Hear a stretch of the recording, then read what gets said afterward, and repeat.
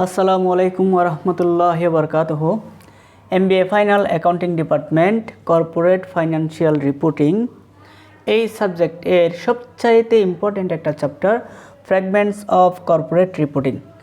এই fragments of corporate reporting হচ্ছে আর্থিক প্রতিবেদনের খণ্ডাংশ, অর্থাৎ এই চ্যাপ্টারে কিছু revenue system, statement of financial position, sales method, revenue recognitions এই বিষয়গুলো নিয়ে আলোচনা করা হয়েছে। এই চ্যাপ্টারটা আবার BBA third year accounting department advance অ্যাকাউন্টিংয়ের একটা চ্যাপ্টার, মেইন চ্যাপ্টার। ওই অ্যাডভান্স অ্যাকাউন্টিংয়ের revenue recognition,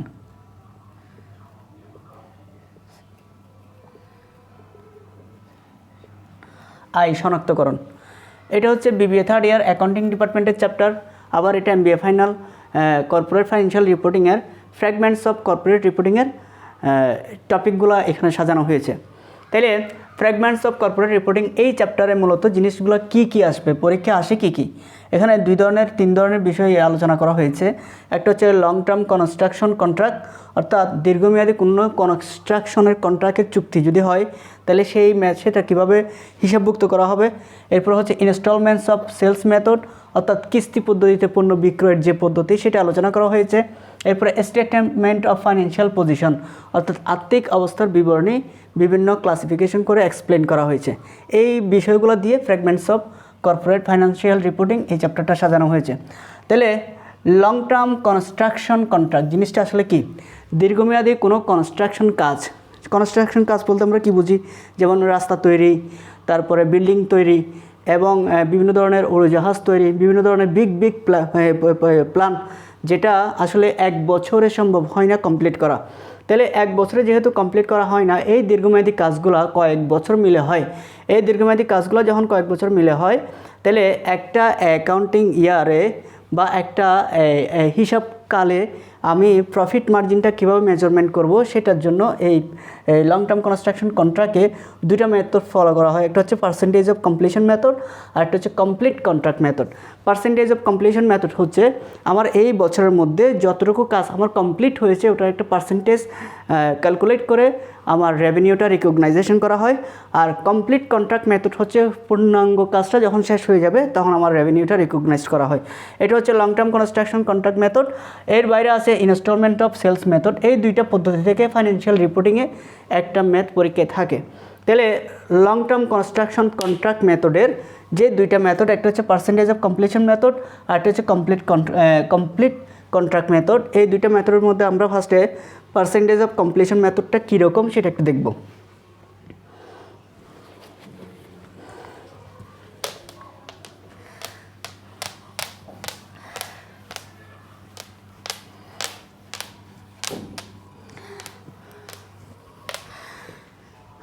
basic percentage of completion method.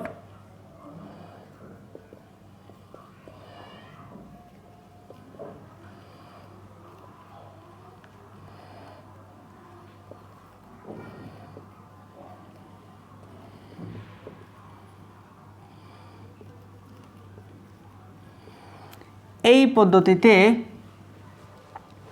আমাকে যে জিনিসটা ফাইন্ডিংস করতে হবে সেটা হচ্ছে এই পদ্ধতিতে জার্নালগুলো কেমন হয়, journal entries.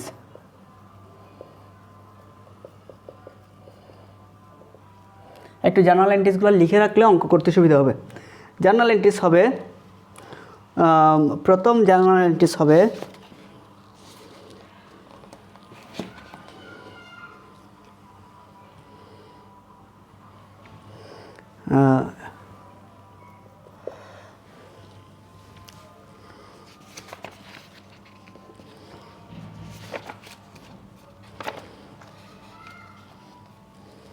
Cost of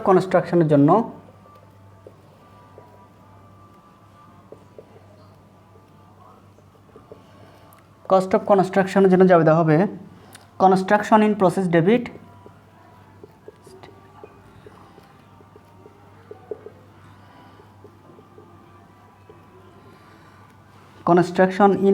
debit, materials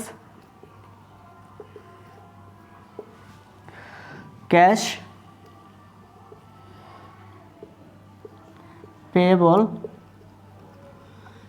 etcetera credit.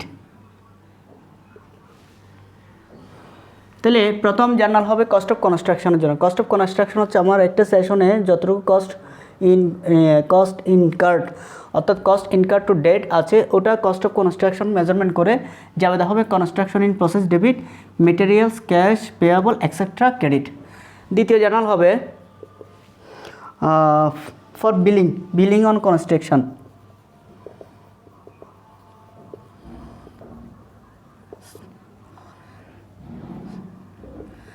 Billing on কনস্ট্রাকশনের জন্য যাবে হবে accounts receivable debit,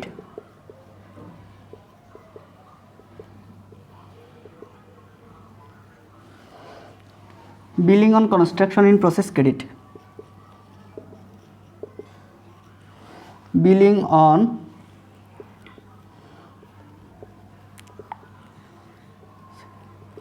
construction in process credit. তাহলে প্রথম জাবেদা হচ্ছে কস্ট অফ কনস্ট্রাকশনের, দ্বিতীয় জাবেদা হচ্ছে বিলিং অন কনস্ট্রাকশনের, তৃতীয় জাবেদা হচ্ছে ক্যাশ রিসিভের, তৃতীয় জাবেদা হবে cash receive, cash collection on connection on construction. কনস্ট্রাকশনের কালেকশন হলে cash debit, accounts receivable credit.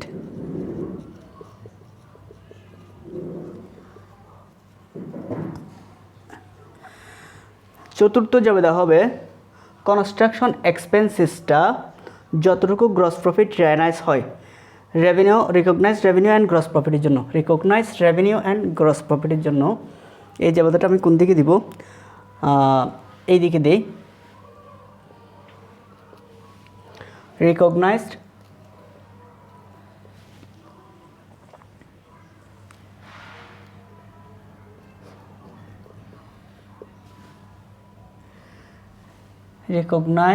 revenue and gross profit। এটার জন্য জাবেদা হবে recognized revenue and gross profit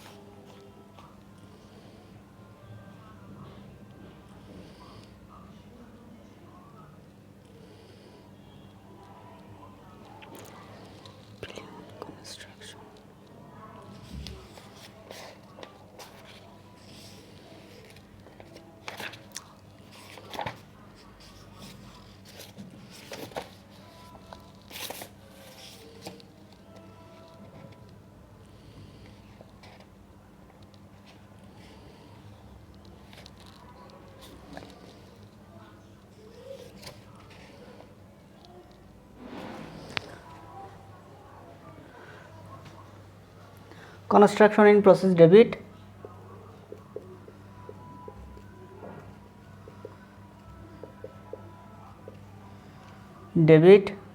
construction expenses,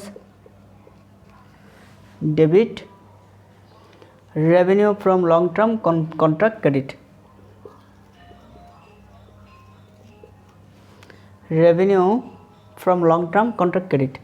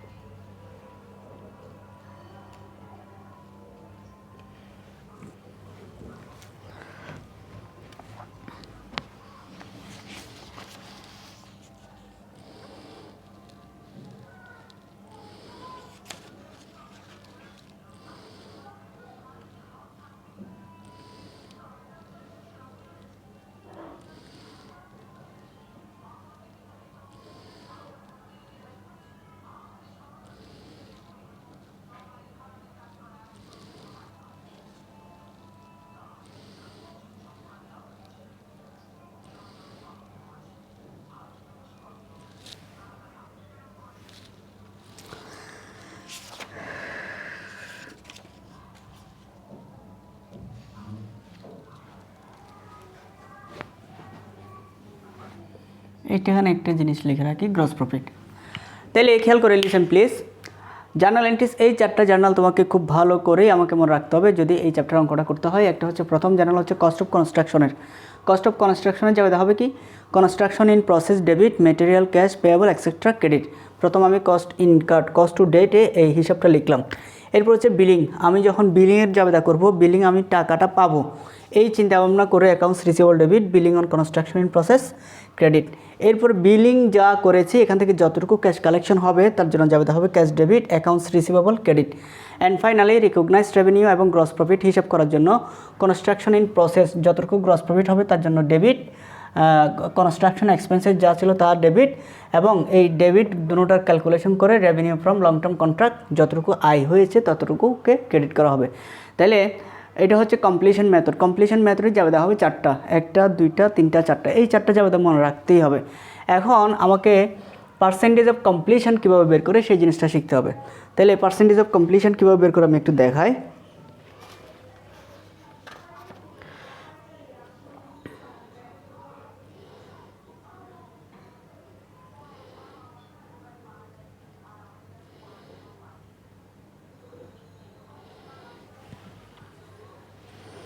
percentage of completion মেথডটা আমি একটু দেখাই।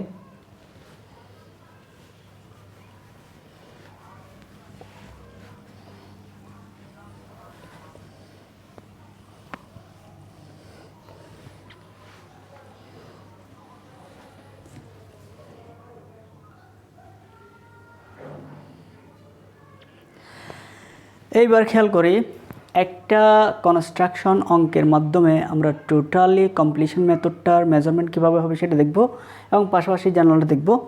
আগে সবচেয়ে বড় ইম্পর্টেন্ট কথা হচ্ছে ম্যাথটা কীভাবে বুঝবো। AB limited has a contract to construct a 45 lakh টাকার bridge at an estimated cost 40 lakh.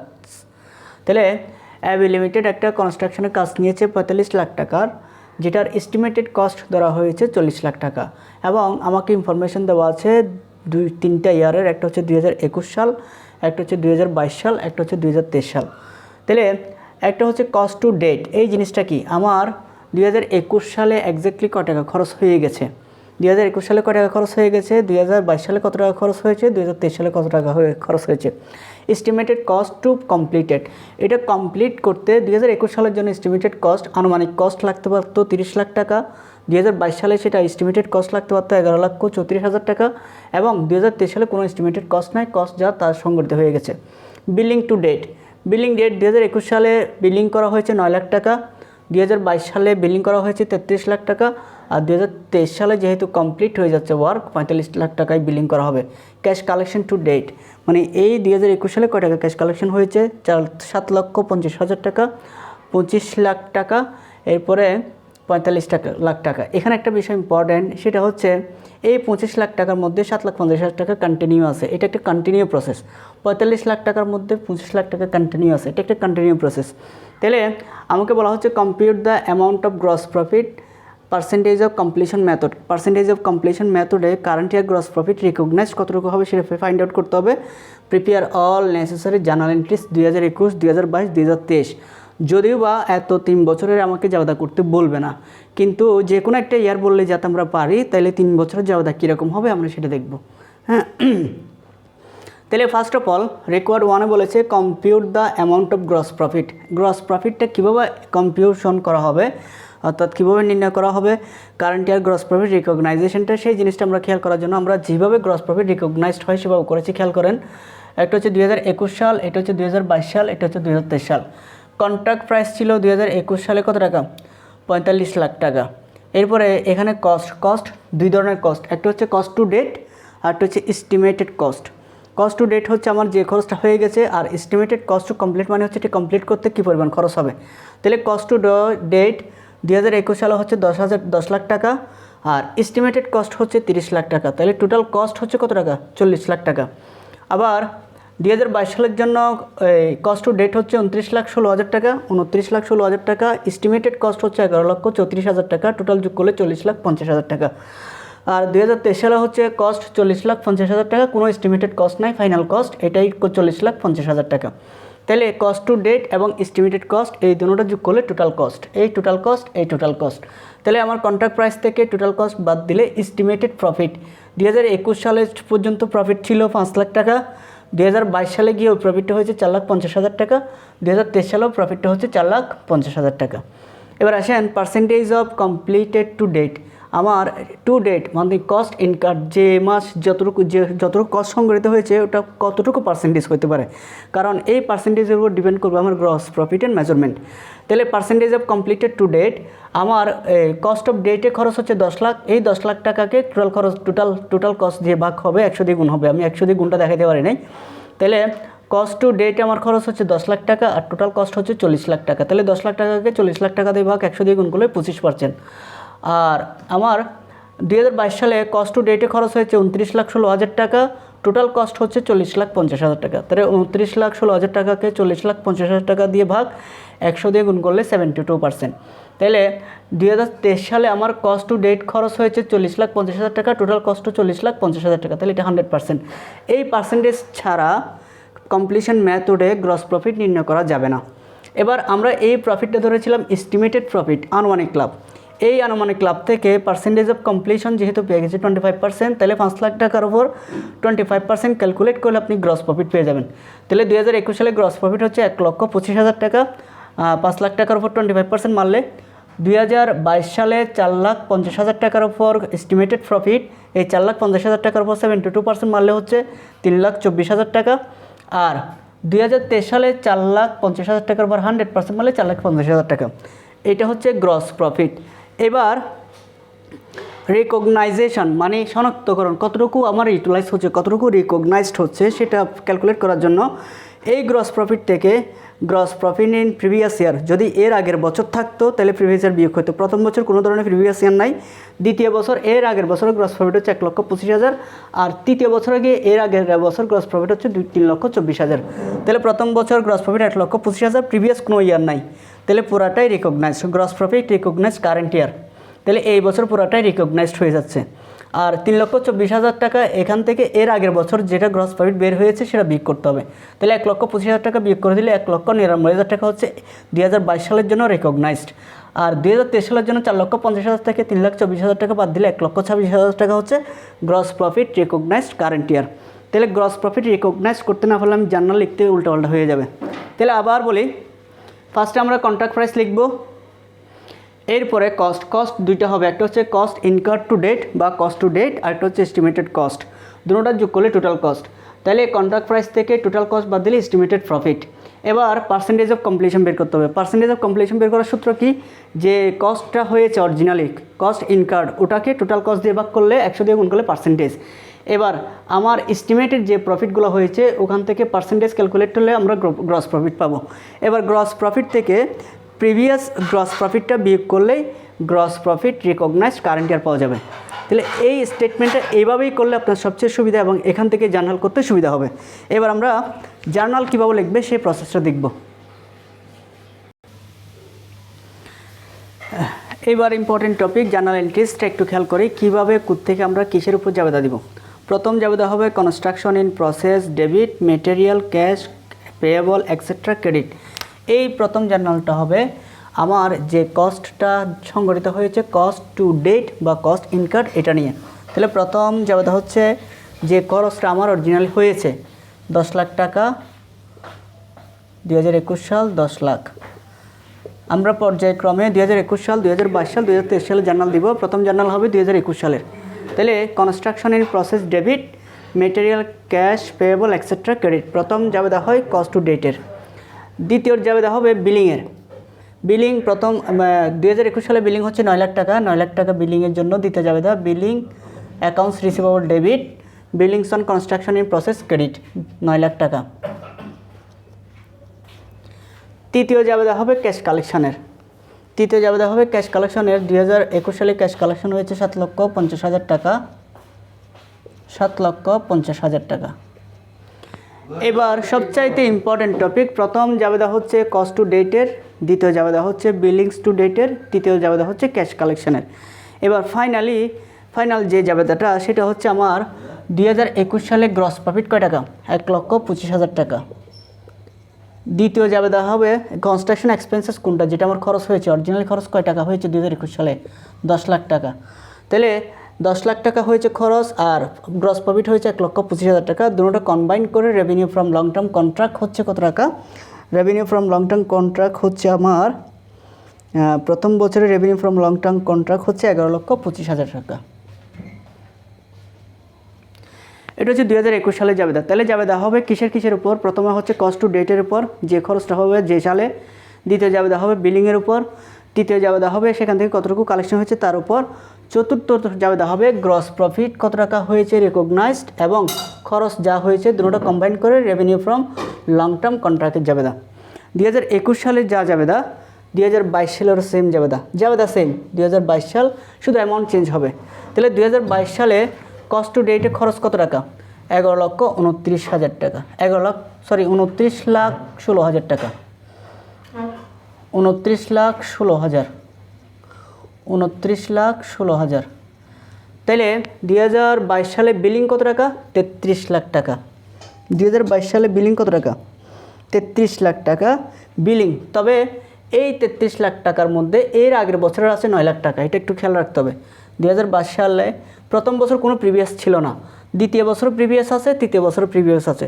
তাহলে দ্বিতীয় বছরে বিলিং হবে যে 33 লাখ টাকা হিসাব করা হচ্ছে, এখান থেকে এর আগের বছরে বিল করা হয়ে গেছে কত? 9 লাখ। তাহলে কত টাকা? 24 লাখ টাকা।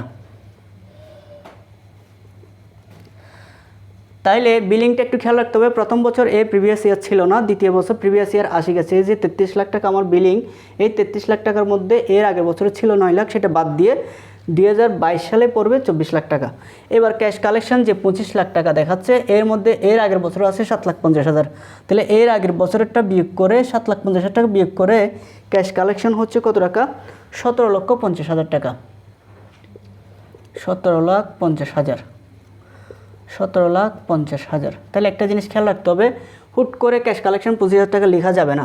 এর আগের বছরে যে কালেকশন ছিল সেটা বাদ দিয়ে দেখাতে হবে। তাহলে 25 লাখ টাকা যেটা কালেকশন দেখাচ্ছে তার মধ্যে এর আগের বছর কালেকশন হয়ে গেছে 7,50,000 টাকা। তাহলে বাকিটা হচ্ছে ক্যাশ কালেকশন। এবং লাস্টে এখানে প্রফিট কত টাকা দেখাচ্ছে? 1,99,000 টাকা, যেটা রিকগনাইজড কারেন্ট ইয়ার। 1,99,000 টাকা হচ্ছে প্রফিট। আর সিম্পলি খরচ হয়েছে কত টাকা? 29,16,000।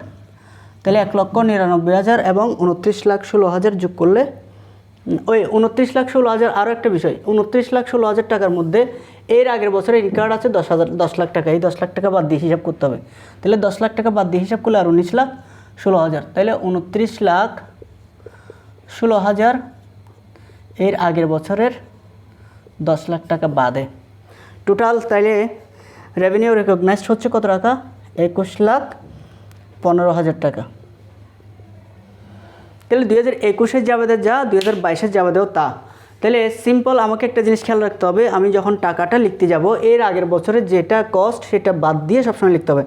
যেমন প্রথমে construction process cost, construction in process, এখানে একটু ভুল হয়েছে, এটা 29 লাখ না হয়ে 19 লাখ হবে। তাহলে এর আগের বছরের কস্ট বাদ দিয়ে হিসাব করতে হবে কস্ট ইনকার্ডটা। তাহলে প্রথম জাবেদা হচ্ছে কস্ট টু ডেটের। 2021 সালে প্রিভিয়াস ইয়ার ছিল না বলে বাদ দেওয়া যায়নি। 2022 সালে আমাকে সবসময় খেয়াল রাখতে হবে 2021 সালে যা সংগঠিত হয়েছে তা বাদে বাকিগুলো হিসাব করতে হবে। তাহলে কস্ট টু ডেট 29,16,000 টাকা থাকলেও আমার এই বছর খরচ দেখাইতে হবে কত টাকা? এই বছর খরচ দেখাতে হবে কত টাকা? 10 লাখ টাকা বাদে। তাহলে 10 লাখ টাকা বাদে খরচ হচ্ছে 19,16,000 টাকা। 19,16,000 টাকা। এবার অ্যাকাউন্টস রিসিভেবল বিলিং যদিও বা 33 লাখ টাকা দেখাচ্ছে, এর আগের বছরটা বাদে, এর আগের বছর 9 লাখ টাকা বাদে। তাহলে বিলিং কত টাকা দেখাবো আমরা? 24 লাখ টাকা। এবার কালেকশানে দেখাচ্ছে 25 লাখ টাকা ফুল কালেকশানে এর আগের বছর। এর ভিতরে এর আগের বছরের কালেকশন আছে 7,50,000 টাকা। 7,50,000 টাকা বাদে বাকিটা হচ্ছে কালেকশান। এবং ফাইনালি আমি যখন রেভিনিউ রেকগনাইজেশন করতে যাব, gross profit recognised current year, এই 2022 সালে গ্রস প্রফিট রিকগনাইজড হচ্ছে 1,99,000 টাকা। আর খরচ সংগৃহীত হয়েছে 19,16,000 টাকা। 29 লাখ থেকে 10 লাখ টাকা বাদে। তাহলে টোটাল আমার revenue from long term contract হচ্ছে 21,15,000 টাকা। 2023 সালে কেমন হবে? 2023 সাল যেমন same construction in process debit কত টাকা দেখাবো? কনস্ট্রাকশন ইন প্রসেস ডেবিট কত টাকা দেখাবো? 11,34,000 টাকা। কীভাবে? আমার 40,50,000 টাকা ছিল, এই 40,50,000 টাকা থেকে 19,16,000 টাকা বাদে, তাহলে 19,16,000 টাকা বাদে 40,50,000 টাকা থেকে এর আগের বছরের 29,16,000 টাকা বাদে, তাহলে 11,34,000, 11,34,000। এবার আমরা বিলিং দেখাবো। বিলিং হচ্ছে 45 লাখ, তাও 45 লাখ ফুল দেখানো যাবে না, এর আগের বছর ছিল 33 লাখ, সেটা বাদে। তাহলে 45 লাখ টাকা থেকে 33 লাখ টাকা বাদ দিলে হয় কত টাকা? 12 লাখ টাকা। 45 লাখ এর আগের বছরে ছিল 33 লাখ বাদে, তাহলে হচ্ছে 12 লাখ টাকা বিলিং, 12 লাখ টাকা বিলিং। এবার কালেকশন কয় টাকা দেখাচ্ছে? 45 লাখ। 45 লাখ দেখাবো নাকি এর আগের বছরটা বাদে? তাহলে cash debit, accounts receivable credit, 45 lakh টাকা থেকে এর আগের বছরে যেটা কালেকশন হয়েছে সেটা বাদ 25 লাখ টাকা। তাহলে 45 লাখ টাকা থেকে 25 লাখ টাকা বাদ দিলে আর তাকে হচ্ছে 20 লাখ টাকা।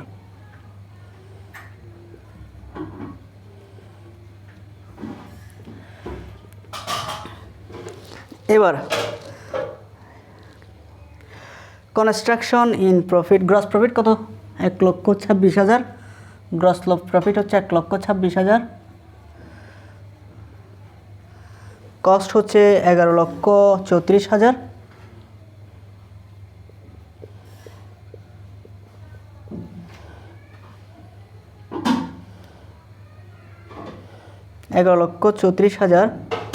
টোটাল প্রফিট হচ্ছে 12,60,000।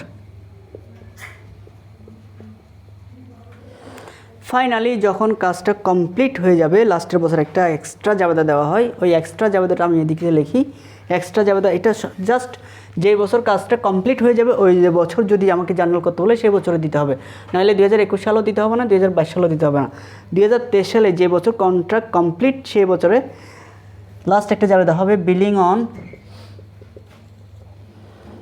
Billings on construction in process debit,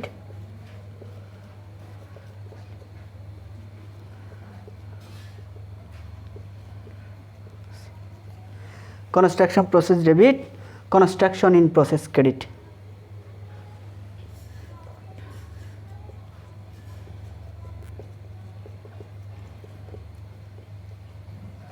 total complete ওয়ার্কের জন্য 45 লাখ টাকার এই জাবেদাটা এক্সট্রা করে দিতে হবে লাস্টের বছর ছাড়া।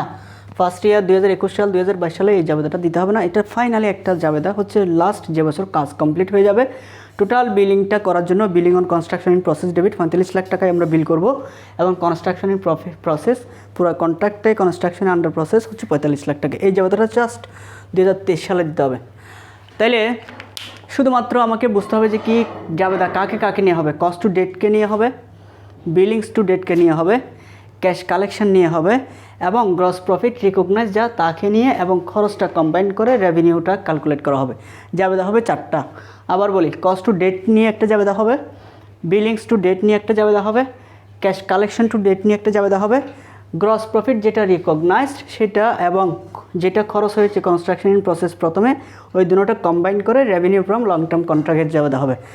লাস্টের বছর যে বছর কন্ট্রাক্ট কমপ্লিট হয়ে যাবে সেই বছর জাবেদা হবে 5টার মধ্যে 4টা আগের মতোই। লাস্টের যে জাবেদাটা সেটা হচ্ছে ফুল কন্ট্রাক্টটা বিলিং করার জন্য billing on construction in process debit, construction in process credit. তাহলে ফাইনালি এই প্রসেসটা গ্রস প্রফিট রিকগনাইজ জিনিসটা যদি আমি করতে না পারি তাহলে আমি জাবেদাগুলো করতে পারবো না। থ্যাংক ইউ, সবাই এই পেজটা একটু দেখে নেবে। আসসালামু আলাইকুম।